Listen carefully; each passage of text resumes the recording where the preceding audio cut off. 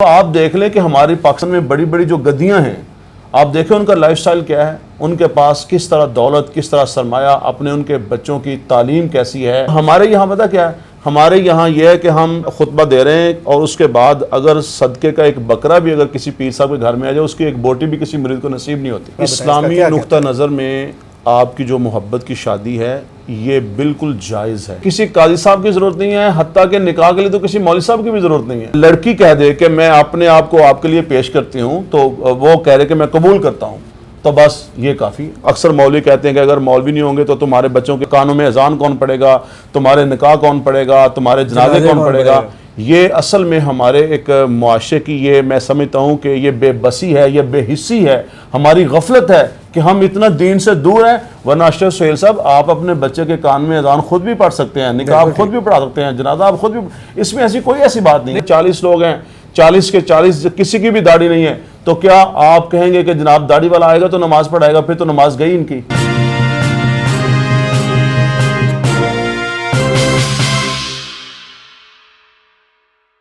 एक तो आपने जो टर्मिनोलॉजी इस्तेमाल की, इस्तिलाह इस्तेमाल की है, वो है उलमा का तबका इशराफिया। जी जी, इस पर भी हम बात करेंगे। हमारे एक्स प्राइम मिनिस्टर शहबाज शरीफ साहब, मियां शहबाज शरीफ, कह रहे हैं कि मुझे रात को नींद नहीं आती। जब मैं वज़ीर-ए-आज़म था मुझे नींद नहीं आती थी कि मुल्क कहीं दिवालिया ना हो जाए।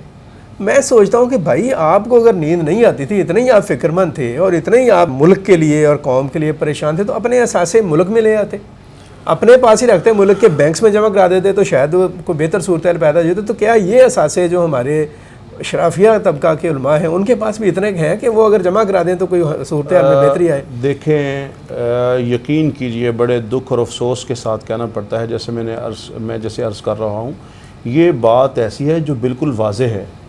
जैसा लाइफस्टाइल उन लोगों का है जो सियासी यानी अशराफिया हैं, वैसे ही जो मजहबी अशराफिया अगर आप उनको देखेंगे उनके पास भी वही गाड़ियाँ हैं, वही लग्जरी वो उनकी रहाइशें हैं, वैसे वो उनके मोबाइल हैं, उनके मेंबरों मस्जिद में तो सर रो रो के बता रहे होते हैं कि जनाब सर आपने देखे कराची के एक बहुत बड़े, उन्होंने एक पत्थर बांधा, आपने 2 बांधे हुए थे, इस तरह की कहानियां सुनाते हैं। सर वो बात यह है कि वो असल में जो हमारी अवाम है इस तरह की दास्तानें सुना के उनको वहीं रखना चाहते हैं ताकि वो वहीं रहेंगे तो जनाब उनके कदमों में बैठेंगे ना।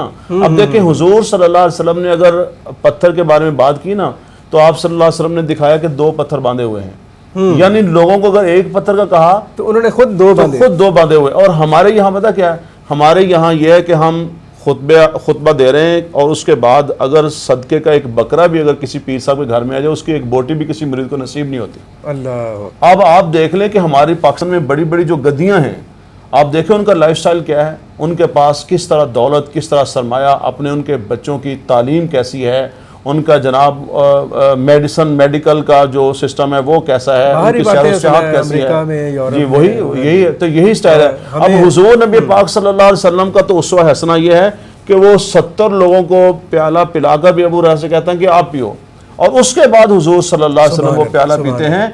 हुजूर सल्लल्लाहु अलैहि वसल्लम की सीरत तय्यबा ये है, खिलाकर फिर खुद खाया जाए। और यहाँ पे हम क्या पेश कर रहे हैं कि जो कुछ आ जाए उसे हड़प कर जाओ और किसी को कुछ भी ना दिया जाए। अच्छा हज़रत साहब ज़रा इस पर भी रोशनी डाल दीजिएगा, हमारे व्यूवर सुन रहे हैं, इसको जो भी सुनेगा, कि इस्लाम और नबी अकरम सल्लल्लाहु अलैहि वसल्लम की जो तालीमात हैं, फ़क्र का तो उनमें ज़िक्र है, इसमें कोई शक नहीं है, और जैसे आपने बता दिया कि ये इख्तियारी मामला है, तो जो साहब हैसियत लोग हैं या आम मुसलमान जो उनसे हैं, उनकी ज़िंदगी क्या वो फटे पुराने कपड़ों में बसर होनी चाहिए, या उनको अपना लाइफस्टाइल जो सा है वो कुछ जदीद तरीक़ाकार के मुताबिक या जिद्दत के साथ उसको जोड़ सकते हैं, या उसमें क्या? हमें तो यही सुनने को मिलता है कि टुकनों से ऊपर कर लो शलवार, आपने पैंट भी नहीं पहननी, आपने वो फलां भी नहीं करना, ये भी नहीं करना, और उसके बाद मस्जिद में जाते हुए डर लगता है कि मौलवी साहब को नया फतवा साहब जो लिबास है, मैं ये समझता हूँ कि लिबास का जो ताल्लुक है ये तहजीबों के साथ, सकाफत और लाइफ स्टाइल पर भी ज़्यादा सोसाइटी के ऊपर होता है कि किस तरह की सोसाइटी है, वहाँ पे कौन सा कपड़ा।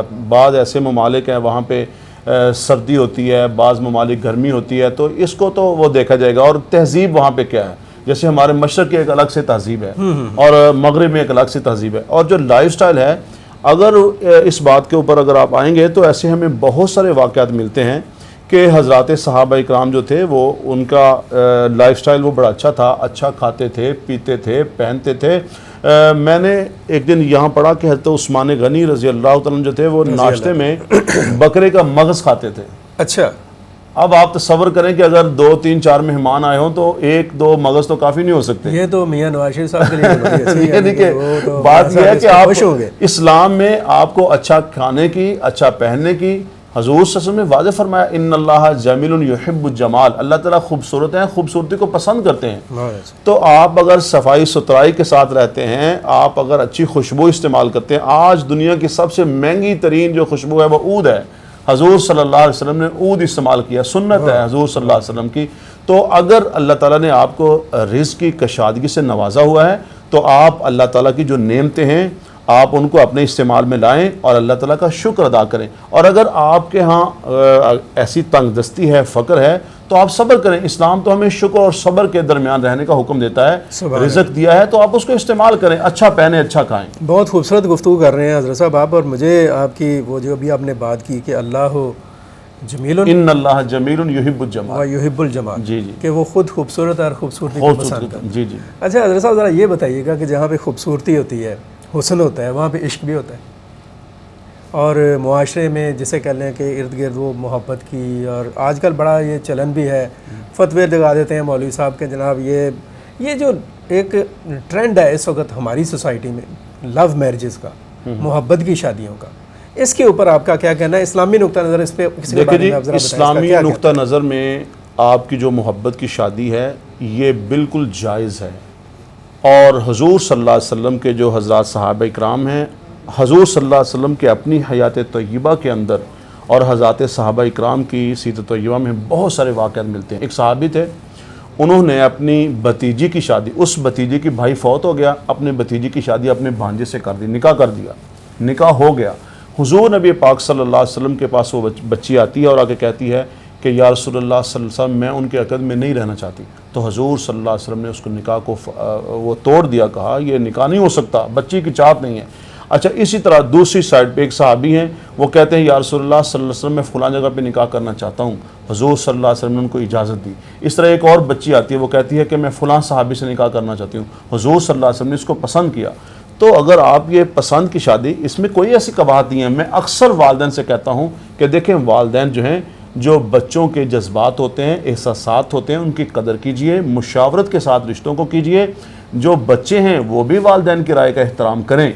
लेकिन बाज़ दफ़ा अशरफ सैयद साहब ये होता है कि हमारे यहाँ एक पिछले दिनों में गिलगित में एक ऐसा हमसे उन्होंने रब्ता किया कि एक बच्ची का उन्होंने निकाह पढ़ दिया है और वो बच्ची बज़िद है कि बड़े कहते हैं बस हमने निकाह कर दिया है और बच्ची कहती है अगर मुझे वहाँ भेजा मैं खुदकुशी कर लूँगी। अच्छा, अब ऐसे जो मामलात होते हैं मैं समझता हूँ कि ये दीन से दूरी का बाइस होते हैं। अगर वो हजूर सल्लल्लाहु अलैहि वसल्लम की तालीमात को जानते हों, कुरान और सुन्नत को समझते हों, तो वो कतन भी ऐसी हरकत नहीं करेंगे।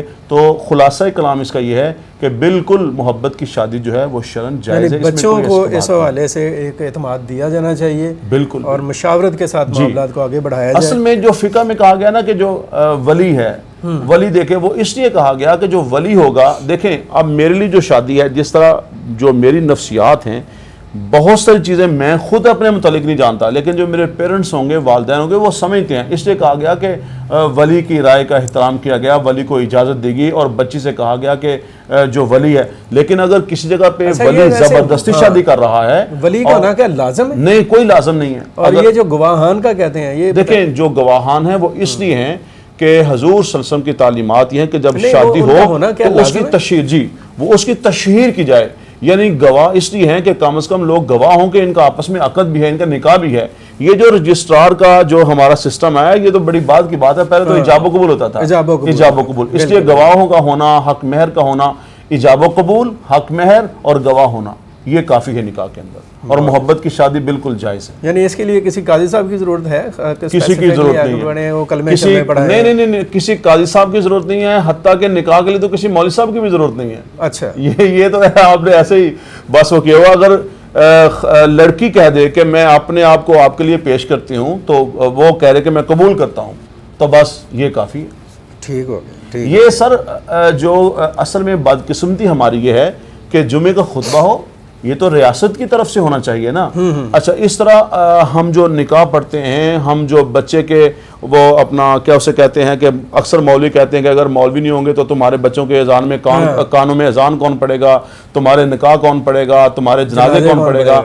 ये असल में हमारे एक मुआशरे की, ये मैं समझता हूँ कि ये बेबसी है, ये बेहिस्सी है, हमारी गफलत है कि हम इतना दीन से दूर हैं। वरना अशरफ सुहेल साहब, आप अपने बच्चे के कान में अजान खुद भी पढ़ सकते हैं, निकाह आप खुद भी पढ़ा सकते हैं, जनाजा आप खुद भी, इसमें ऐसी कोई ऐसी बात नहीं है। उसके लिए दाढ़ी शाड़ी का होना जरूरी है सर। बात यह है कि अगर नमाज पढ़ाने के लिए देखें, बात यह है कि देखा रसूल कहते हैं बहुत जरूरी है। देखें, बात यह है जब हम ये बात कहते हैं ना, हम अगर एक चीज़ की पाबंदी लगाते हैं तो हमें बहुत सारी चीज़ों को भी देखना होगा। हुजूर सल्लल्लाहु अलैहि वसल्लम ने इरशाद फरमाया कि तुम में जो तुम्हें नमाज जो पढ़ा रहा है उसकी आवाज़ अच्छी होनी चाहिए, अजान जो देने वाला।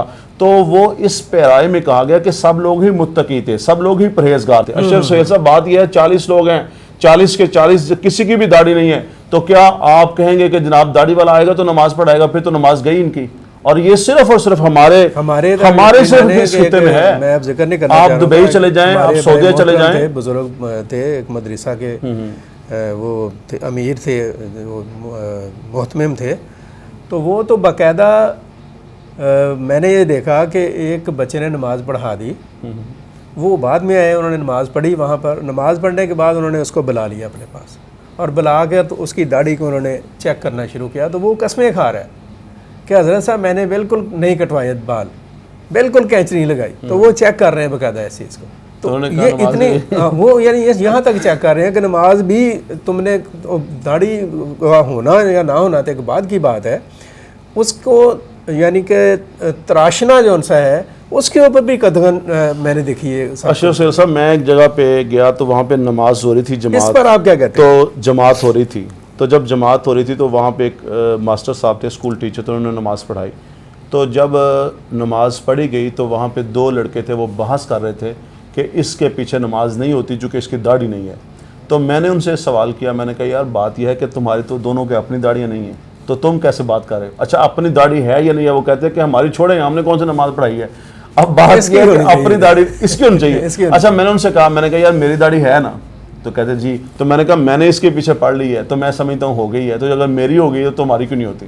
तो मसला यह है, दाढ़ी जो वाला हमने वहाँ देखना है जहाँ पे सब लोग दाढ़ियों वाले हैं, जहाँ पे सब वो साले मुत्तकी परहेजगार लोग, यानी सोसाइटी के अतबार से जिसे हम मुत्तकी परहेज समझते हैं। और ये भी हमारा एक बड़ा वहम है कि हम समझते हैं कि परहेजगार और तकवा तहारत जो है सिर्फ और सिर्फ दाढ़ी और टोपी का नाम नहीं, ये तो एक हमारे आप समझ लें कि एक ज़ाहरी एक शुबातें हैं जो हमने जाहिर की हुई हैं। वरना यह है कि पूरे के पूरे जो दीन इस्लाम के ऊपर चलने वाला है वो एतक़ादात, अकीदा दुरुस्त होना चाहिए, इबादात होनी चाहिए, अखलाकियात बेहतर होनी चाहिए, उसके मामलात बेहतर होने चाहिए, मुआशरत में, मईशत में, तमाम मामलात में जो सही हो वो अल्लाह का नेक बंदा है।